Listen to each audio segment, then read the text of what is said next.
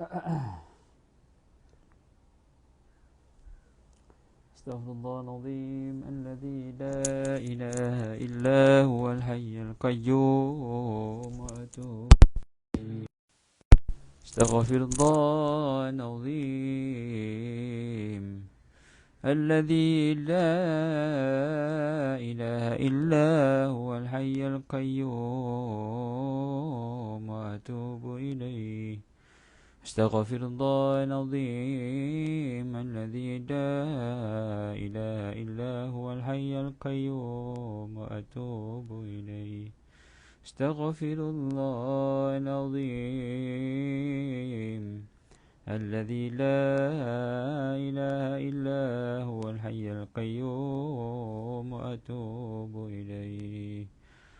اللهم أنت ربي لا إله إلا أنت خلقتني وأنا عبدك وأنا على عهدك ووعدك ما استطعت. أعوذ بك من شر ما صنعت. أبوء لك بنعمتك علي وأبوء بذنبي فاغفر لي فإنه لا يغفر الذنوب إلا أنت. اللهم صل على سيدنا محمد وعلى آل سيدنا محمد كما صليت على سيدنا إبراهيم وعلى آل سيدنا إبراهيم وبارك على سيدنا محمد وعلى آل سيدنا محمد كما باركت على سيدنا إبراهيم وعلى آل سيدنا إبراهيم في العالمين إنك حميد مجيد.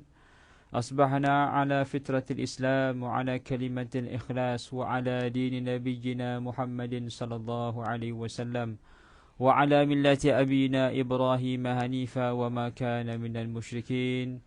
اللهم إني أصبحت منك في نعمة وعافية وستر فأتم علي نعمتك وعافيتك وسترك في الدنيا والآخرة.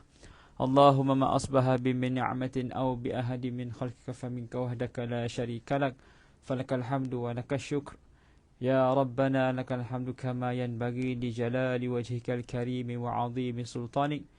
بسم الله الذي لا يضر مع اسمه شيء في الأرض ولا في السماء وهو السميع العليم. Assalamualaikum warahmatullahi wabarakatuh. Kita mulakan pertemuan pada pagi ini dengan membaca Ummul Kitab Al-Fatihah. A'udzu billahi minasyaitonir rajim.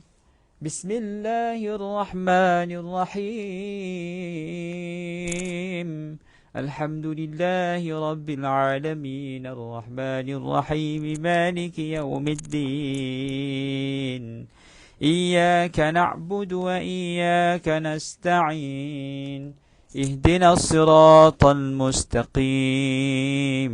صراط الذين أنعمت عليهم غير المغضوب عليهم ولا الضالين آمين. الحمد لله رب العالمين والصلاة والسلام على أشرف الأنبياء والمرسلين سيدنا محمد وعلى آله وصحبه أجمعين. قال رب اشرح لي صدري ويسر لي أمري واhlul 'uqdatan min lisani yafqahu qawli. Amin ya rabbal alamin. Sidang penonton, tuan-tuan perempuan, warga Facebook, warga Surau An-Nur Fasa 3A Bandar Seremban Selatan.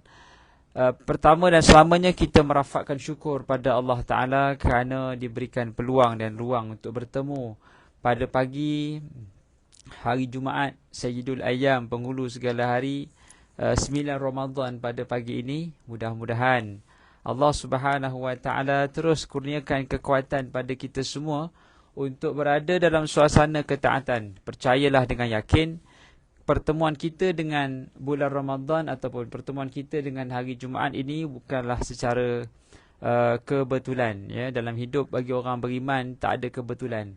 Semuanya adalah suratan daripada Allah Subhanahu Wa Ta'ala belaka. Cuma sebagai hamba Allah Ta'ala, adakah kita yakin bahawasanya semua yang berlaku itu adalah kebaikan untuk diri kita? Ataupun kita hanya gembira bila ianya selari dengan kehendak kita? Hakikat hidup ini, tuan-tuan perempuan, semuanya berasaskan kepada takdir Allah Subhanahu Wa Ta'ala. Maka takdir itu sama ada baik ataupun buruk, itu bergantung pada penilaian kita. Tetapi di sisi Allah Ta'ala semuanya adalah baik. Sama ada kita sihat, maka Allah Ta'ala nakkan kita tambah kebaikan. Bila kita sakit, Allah nakkan kita kembali dekat kepadanya. Begitu. Bila kita kaya, Allah nak kita sedekah. Bila kita miskin, Allah nak kita banyak istighfar. Kalau kita bahagia, Allah nak kita syukur. Bila kita tak bahagia, kita kena banyak merintih padanya. Jadi semua yang berlaku dalam hidup orang beriman itu, ia adalah satu cara Allah Ta'ala bercakap dengan kita. Jadi kita kena banyak bersangka baik dengan Allah Ta'ala. Selamat datang pada Kak Erin. Masya Allah. Kak Erin, Haji Bujang Sandon daripada Ipoh. Apa khabar Kak Erin? Masya Allah. Kepada Wong Jowo, Waalaikumsalam. Masya Allah. Kepada Kak Liza Haji Hamdan daripada Kuala Pilah. Kak Liza Haji Hamdan dah duduk sana ke? Dah tak balik ke Ceras ke? Bandar Tun Hussein On. Waalaikumsalam. Kak Fauziah Arsyad. Didoakan kebaikan berpandangan buat sahabat-sahabat Facebook. Makcik Atikah Tukimin. Waalaikumsalam warahmatullahi wabarakatuh daripada Melaka. Masya Allah. Masya Allah. Baik, jadi dalam kita patah balik tadi, orang beriman ni dia akan pandang bahawasanya setiap yang berlaku mesti ada sebabnya, sebab wal musabab.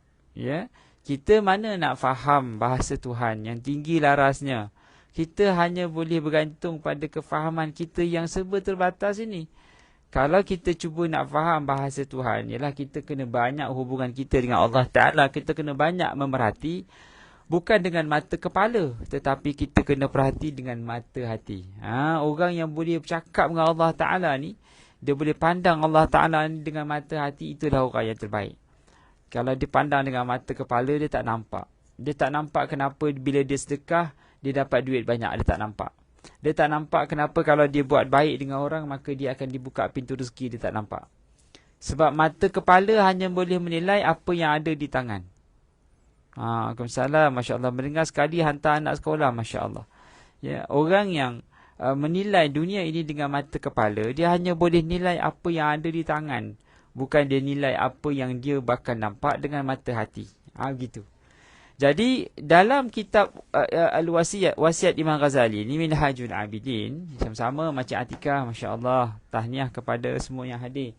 Kak Rodiah pun ada, semoga dipermudahkan urusan anda Ustaz dan semua. Terima kasih pada Bonda Rodiah Syarif, Masya Allah hadir sama-sama pada pagi ini. Masya Allah, Masya Allah. Pada Kak Erin pun kata mendengar sekali hantar anak pergi sekolah, semoga Allah permudahkan segala urusan Ustaz dan kita semua, amin ya rabbal alamin.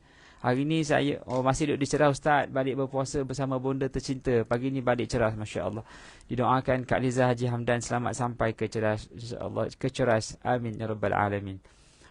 Saya hari ni pagi ni akan berada di sini, lepas tu kat sinilah ya, pukul 10 kan saya akan berada di DBKL, Dewan Bandaraya Kuala Lumpur, ada program ceramah di sana pukul 10 pagi.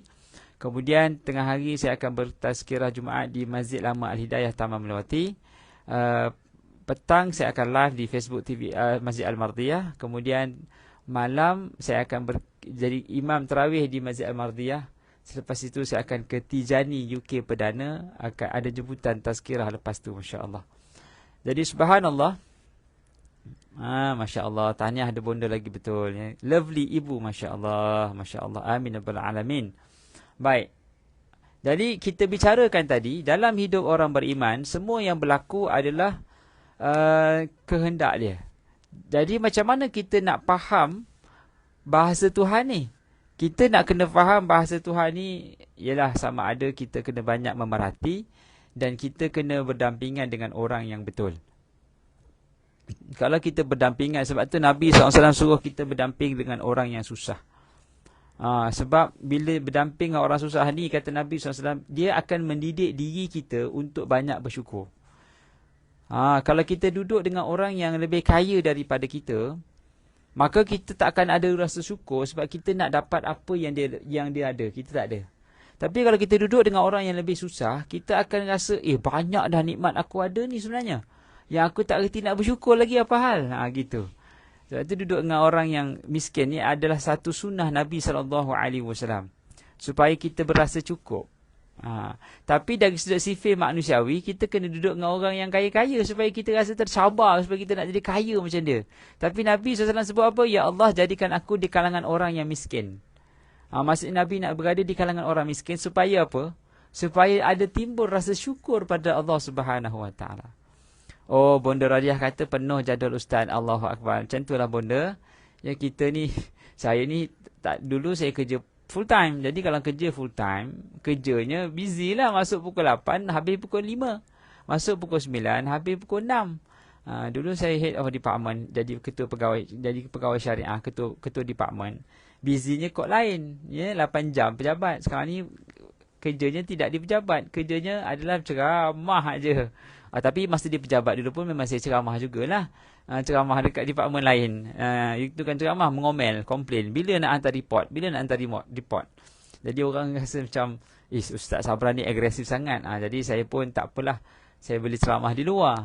Orang lain yang tak boleh ceramah di luar, dia kena ceramah dalam bangunan. Baik, jadi kita susah nak sampai ke tahap begitu kerana kita tak nampak bahasa Tuhan yang cukup hebat ni. Waalaikumsalam kepada Kak Asimah Mat Dali. Waalaikumsalam. Apa khabar isteri Ustaz? Alhamdulillah baik. Makcik Atika recovery. Isteri saya tengah recovery, Masya Allah. Kepada Kak Fauziah Yunus daripada Damansara. Kepada Kak Anisah Masno. Waalaikumsalam. Masya Allah. Masya Allah, Masya Allah. Bila pula nak pergi ke gym tu? Saya ni kalau ada kesempatan baru pergi gym lah. Kalau ada kesempitan, saya tak pergi gym lah. Sempat dan sempit tu lain. Nampak gayanya sekarang ni kesempitan. Sebab tak ada masa. Kalau ada kesempatan, kadang-kadang je saya sempat. Tapi kat rumah ni adalah set besi tu. Saya dah dapatkan, ada orang hadiahkan set besi tu. Angkat dumbbell apa semua tu lah. Untuk bagi badan sentiasa fit. Kan itu bukan asbab untuk selalu sihat, tidak. Sihat itu datang daripada Allah, tapi fitness itu kita boleh maintain, insya-Allah. Baik, maka antara halangan manusia, kita dah cakap dulu, antara halangan yang boleh berlaku dalam hidup manusia, yang pertama godaan syaitan.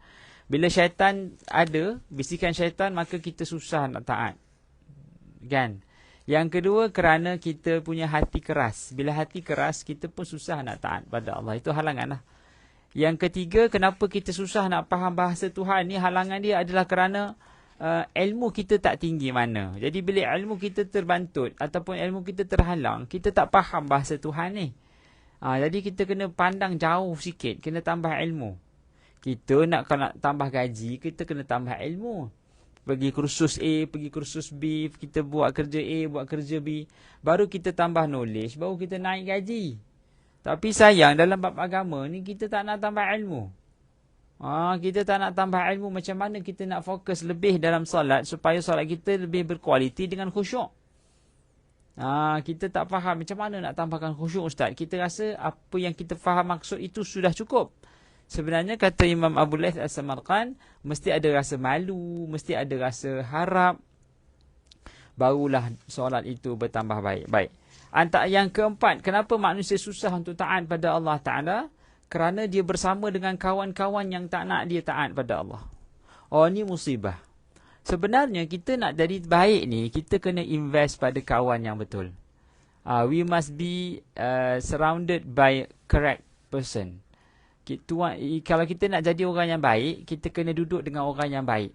Kita nak baca Quran, kita kena duduk dalam grup tadarus. Barulah rasa force untuk baca Quran tu. Kalau duduk dalam grup membawang, jadi jawapan dia tak ada baca Quran lah, jawapan dia membawang je. Lepas satu isu, lepas satu isu. Jadi dalam hidup ni kita kena pandai pilih kawan. Sayang kalau kita kat handphone tu tak ada grup tazkirah, tak ada grup yang baik-baik. Grup tu semua grup membawang je. Kalau macam saya ni, saya ada grup banyak tau. Saya nak share sikit saya punya grup Facebook, WhatsApp. Saya ada grup Asatizah Wilayah Selangor. Ada grup Kuliah dan Pendakwah. Ada grup Asatizah dan AJK dan AJK. Grup Asatizah dan AJK pun ada. Grup apa lagi? Asatizah dan AJK Selangor Kuala Lumpur. Kemudian saya ada Majmu'atul Penceramah dan Guru. Kemudian ada grup AJK kuliah-kuliah sekitar Selangor. Kemudian ada grup kuliah Duha USJ. Macam-macam ada. Kuliah Surah Al-Mawaddah, Masya Allah. Grup Imam Gombak 20. Grup imam pun ada. Jadi kalau saya rasa malas nak kuliah kan. Kadang-kadang ada orang update, Ustaz, siapa memerlukan penceramah di kawasan Kajang, tolong PM tepi. Maksudnya ada orang yang menanti untuk diberikan kuliah. Itu pentingnya ada kawan yang soleh. Supaya kita yang malas tadi rasa terpanggil untuk jadi taat. Nanti orang tak, ustaz, itu tak ikhlas nama dia. Ikhlas ni makanan hati, amalan hati. Ikhlas ni boleh datang kemudian. In fact, kalau kita ikhlas mula-mula pun boleh jadi tak ikhlas kemudian. Yang penting kita ikhlaskan sepanjang kita melakukan ketaatan itu. Walaupun asal-asalnya tak apa nak ikhlas pasal menyampah, nak pergi, nak tempuh traffic jam. Tapi sebabkan ada orang memerlukan penceramah, kita pergi juga, nampak? Jadi perlukan kawan yang baik-baik rupanya. Dan bahkan kata Nabi SAW, ahli syurga ni, dia akan cari kawan-kawan dia tau. Waalaikumsalam kepada Kak Azizah Jaafar, Masya Allah. Kepada Kak Siti Maryam, Mat Ali, Masya Allah. Betul Ustaz, banyak grup sampai handphone masalah hang. Kalau handphone hang tu Kak Liza, kita kena tukar handphone lah. Gitu. Ataupun tukar dia punya upgrade sikit. Kalau Kak Liza Haji Hamdan pakai Line, dia ada package yang boleh dapat device free tau. Selalunya kita ada handphone, kan kita beli Line kan. Ataupun ada yang top up. Top up tu saya tak faham, tak tahulah. Tapi kalau beli Line, kalau kita sewa Line, SIM card tu kita register sebagai Line, dia akan ada package, ada handphone sekali. Kalau kita memang nak pakai long term, ambil lah package yang ada handphone sekali. Jadi handphone tu tak adalah hang-hong, kan? Kita ada handphone yang sentiasa bergerak gitu. Zaman sekarang ni memang kena invest pada handphone. Sebab handphone ni lah kita nak baca Quran, handphone ni lah kita nak transfer duit sedekah, handphone ni lah kita nak baca buku, handphone ni lah kita nak bercakap dengan orang, handphone ni lah nak update bila kuliah. Kalau kita nampak ada handphone ni membazir, rugilah. Sebab dianya adalah medium untuk dapat pahala. Ia tak dinafikan boleh dapat dosa. Kalau melara macam sembang manjak. Tapi kita nampak kebaikan dia. Dia macam pisau. Disebabkan pisau digunakan untuk memotong bawang. Jadi tidak semestinya dia kalau dia boleh digunakan untuk membunuh orang, maka kita tak asah pisau. Tidak. Orang kata, jangan asah pisau. Nanti kan orang bunuh orang lain pula. Sebenarnya pisau tu tak salah. Yang salah orang yang ambil pisau pergi bunuh orang. Tapi kalau pisau tu digunakan untuk potong bawang, maka dia baik. Jadi begitulah handphone. Handphone ni walaupun nampak gayanya dia mahal sikit dan macam banyak benda lara, bergantung pada si penggunanya lah. Kalau kita guna baik, insya-Allah baik. Ya, bonda pakai Line bulanan, senang. Tahniah kepada bonda Rodiah, masya-Allah. Maaf Ustaz lambat, baru balik hantar anak ke sekolah. Bagus Kak Zah. Pukul 7 dah balik hantar sekolah. Terkenang saya zaman-zaman saya sekolah pukul 6.30 dah terpacak kat sekolah tu. Saya tak pandai transfer Ustaz. Okey, tak apa. Boleh hantar kedai. Kepada Kak Fauzah Yunus, pergi kedai tu nanti dia buatkan. Baik, antara awarid ataupun halangan manusia untuk taat pada Allah, selain daripada jahil, selain daripada hati yang keras, selain daripada kawan yang tak nak support, adalah musibah. Kita susah nak menghadapi ujian hidup kerana kita susah untuk taat pada Allah Ta'ala kerana kita rasa kita diuji. Kita tak boleh nak faham bahasa Tuhan tu, kenapa Allah Ta'ala uji aku. Kita tak nak diuji ni. Ini khusus untuk menghadapi pelbagai kesukaran dan untuk menghadapinya. Kesabaran amat diperlukan dalam apa bentuk keadaan sekalipun. Bila kita berhadapan dengan ujian, bila kita berhadapan dengan ujian, kita kena faham satu. Allah Ta'ala berfirman dalam suratul, saya tak ingat surah apa, yang berbunyi ba'da a'udzubillahi minasyaitonirrajim, وَلَنَبْلُوَنَّكُمْ بِشَيْءٍ مِّنَ الْخَوْفِ وَالْجُوعِ وَنَقْصٍ مِّنَ الْأَمْوَالِ وَالْأَنفُسِ وَالثَّمَرَاتِ وَبَشِّرِ الصَّابِرِينَ. Allah Ta'ala kata apa? Akan pasti kami uji kamu dengan 5 benda. Apa janji Allah pada kita? Dia akan uji kita 5 benda. Tolong tulis ni. Ini kalau kita lari daripada kalamullah. Inilah cara kita nak faham bahasa Tuhan. Sebab Tuhan, bila Allah Ta'ala uji kita, dia tak lari daripada 5 benda ni. وَلَنَبَلُوَنَّكُمْ بِشَيْءٍ مِّنَ الْخَوْفِ. Yang pertama, takut. Dalam apa juga keadaan, kalau kita ada rasa takut, maka itu adalah ujian Allah. Itu bahasa Allah nak cakap dengan kita. Masya Allah. Yang kedua, wal-ju'. Rasa lapar. Kita lapar tak? Pagi ni tak ada lapar Ustaz. Oi, petang kang ada lapar. Tak apalah. Yang penting lapar itu adalah cara Allah bercakap dengan kita. Bila kita lapar, kita rasa nak berdoa banyak. Ya tak? Ke kita rasa lapar, rasa nak marah aja? Kalau kita lapar, banyakkan berdoa insya-Allah. Yang ketiga, wa naqsim minal amwal. Sedikit harta. Kekurangan harta maksudnya kita ada duit, tiba-tiba tayar pecah. Kita ada duit, tiba-tiba kawan pinjam. Kita ada duit, tiba-tiba rumah kena repair atap. Wa naqsim minal amwali wal anfus. Dengan kematian. Allah pasti akan uji kita dengan kematian. Kalau mati memang kita sedih. Jadi itu ujian untuk kita yang hidup. Yang mati-matilah. Wa naqsim minal amwat. Kita diuji dengan kekurangan harta, dengan kekurangan kehidupan. Ada orang mati. Wathamarat, dan juga kurangnya hasil tanam-tanaman. Jadi rupa-rupanya bila kita tanam tapi tak menjadi, itu semua adalah ujian daripada Allah Ta'ala. Waalaikumsalam Kak Faridah B. Masya Allah, salam Jumaat kembali. Haza min fadli Rabbi, kata Kak Azhar. Masya Allah, doa Ustaz sangat Kak Azhar perlukan. Ustaz bukan memuji, sebab selayaknya dipuji hanya Allah. Ustaz sentiasa doa Kak Azhar. Amin ya rabbal alamin. Ya betul, benda yang fakta kita cakap sebab orangnya hebat. Gitu. Tapi kita yang menerima pujian, kita serahkan hadza min fadli Rabbi. Betul, ya. Dalam hidup kita ni kita kena tahu Allah Taala sentiasa berikan kekuatan. Jadi kita sebut apa? Hadza min fadli Rabbi. Ini datangnya daripada kekuatan Allah. Jadi Allah uji sakit, Allah uji sedih, Allah uji lapar, Allah uji sedikit kekayaan, Allah uji sedikit kekurangan harta, Allah uji sedikit kematian. Semuanya itu Allah kata apa? Wa basyiris sabirin. Berita gembiralah untuk mereka yang sabar. Wa basyiris sabirin. Jadi dalam kita berhadapan dengan ujian, musibah ni tadi, kita yang rasa musibah, tapi di sisi Allah Ta'ala itu yang terbaik.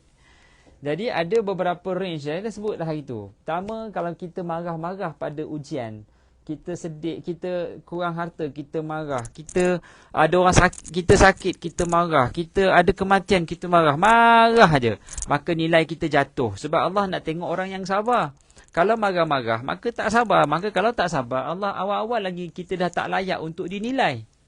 Jadi bila Allah nak uji, itu adalah saat untuk kita dinilai. Maka tunjukkan nilai yang sebenar. Allah nak bagi syurga. Jadi yang pertama adalah orang yang sabar terpaksa. Tadi tak sabar langsung tak masuk dalam grup. Yang ni sabar terpaksa. Orang yang sabar terpaksa harga dia naik. Yang kedua, orang yang redha. Bila dia redha, tadi sabar terpaksa, ni sabar pilihan, maka nilai dia naik. Dia redha. Kalau orang itu dia redha, maka martabat dia tinggi berbanding sabar terpaksa. Tetapi yang paling tinggi adalah orang yang boleh bersyukur di saat diuji. Sebab dia tahu Allah sedang bercakap dengan dia. Jadi dia seronok sangat.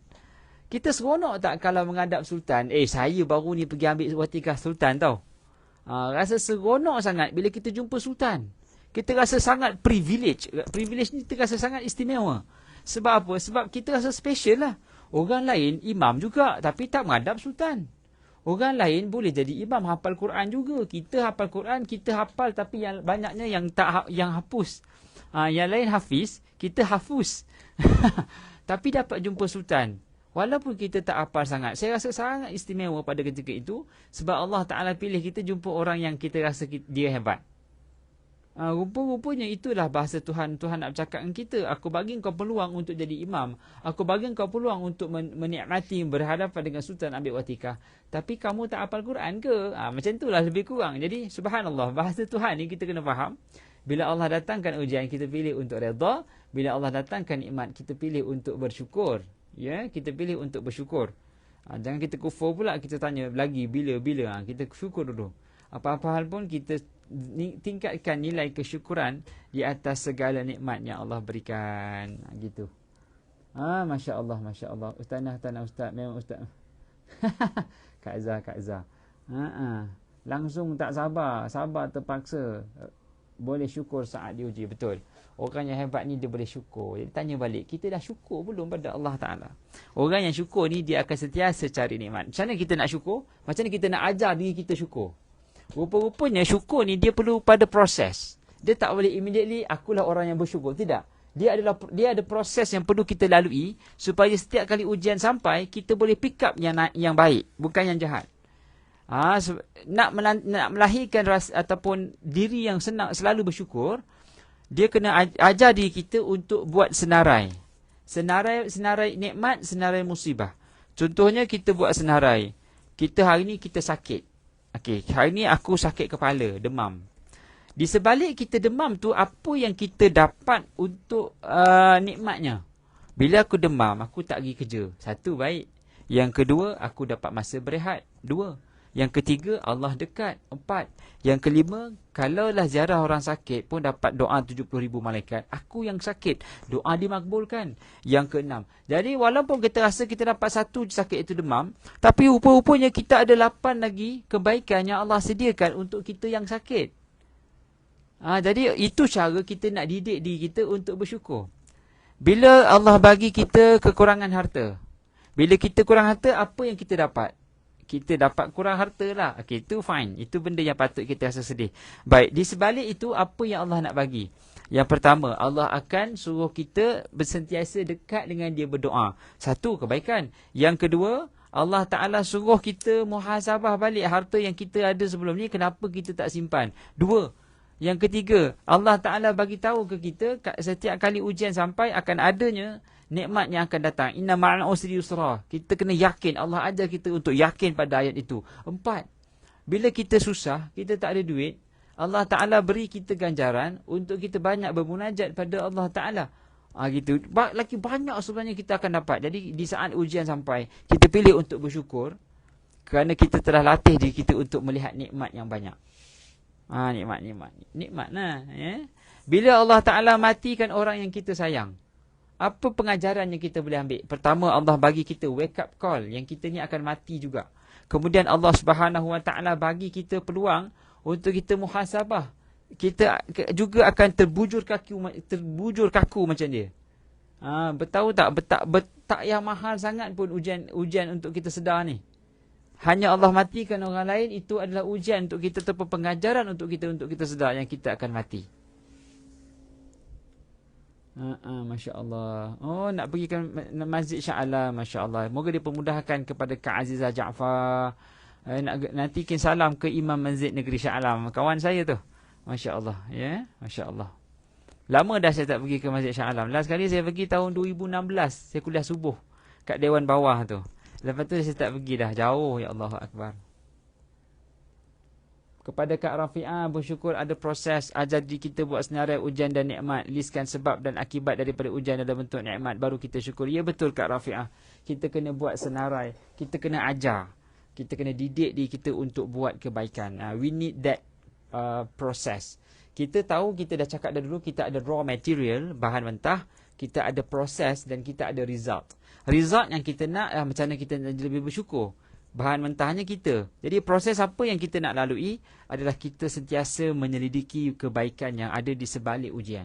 Ujian tu memang, kalau kita fikir ujian is ujian, dan kita akan nampak teruk.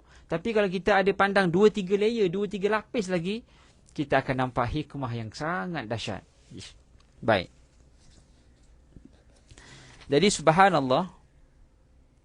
Jadi kata Imam Al-Ghazali, dunia ini, muka surat 304, dunia ini merupakan tempat ujian bagi manusia. Sehingga setiap manusia pasti mengalami berbagai ujian dan musibah. Salah satu bentuk cubaan itu seperti meninggalnya salah satu daripada anggota keluarganya. Sedangkan cubaan yang menimpa diri sendiri seperti terkena fitnah sehingga nama tercemar. Nampak?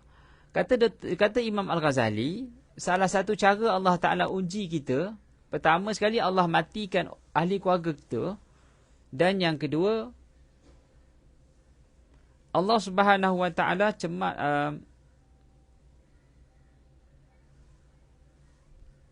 terkena fitnah hingga nama tercemar. Allah Subhanahu Wa Ta'ala datangkan fitnah.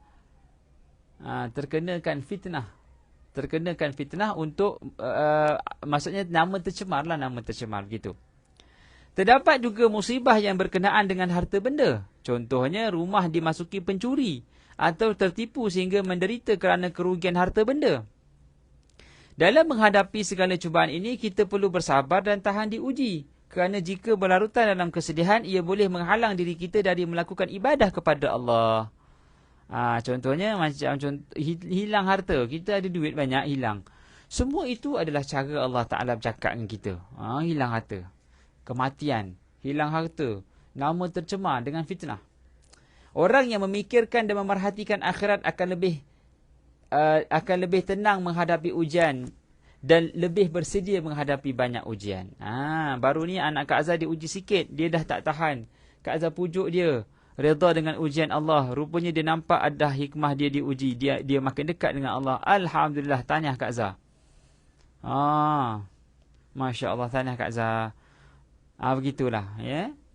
Setiap yang berlaku dalam hidup kita ni, Allah Ta'ala jugalah yang penentunya. Baik. Jadi orang yang banyak memerhatikan akhirat, Allah Ta'ala akan bagi dia ujian. Sebab dia dah boleh angkat angkatan yang berat. Nampak tak? Lagi dekat kita dengan Allah Ta'ala, lagi banyak Allah berikan ujian. Kerana apa? Kerana kita dah boleh angkat pemberat yang kuat. Kita boleh angkat extra kilo. Kita pergi gym, kita angkat besi tak?